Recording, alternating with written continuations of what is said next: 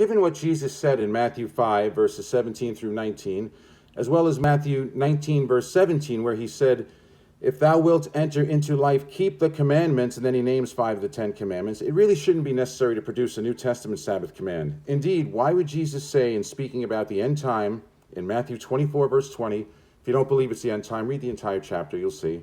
Why would he say, pray ye that your flight be not in the winter, neither on the Sabbath day, unless he knew his followers would be keeping the Sabbath? It makes no sense. No one can produce any verse that says the Sabbath was done away or that it was unblessed.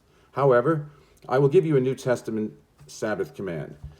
Throughout Hebrews chapters 3 and 4, the Greek words translated rest, in all but one case, are either katapausis or katapau, Strong's 2663 and 2664.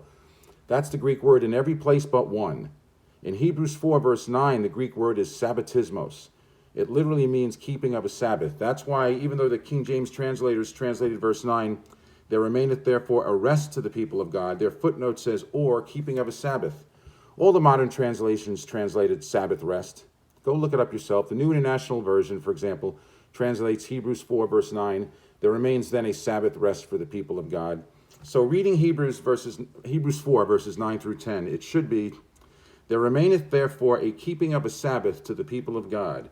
For he that is entered into his rest, he also hath ceased from his own works, as God did from his. If you believe Christ is our rest, and he is, that's even more reason to keep the Sabbath. This is Lamb's translation of the Aramaic. He translates Hebrews 4, verse 9 this way.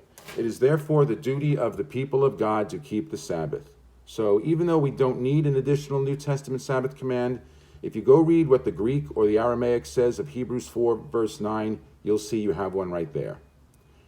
For those of you keeping the Sabbath, as we're commanded to in the Old and the New Testament, have a blessed, joyous Sabbath. The rest of you, stay safe all. Bye-bye.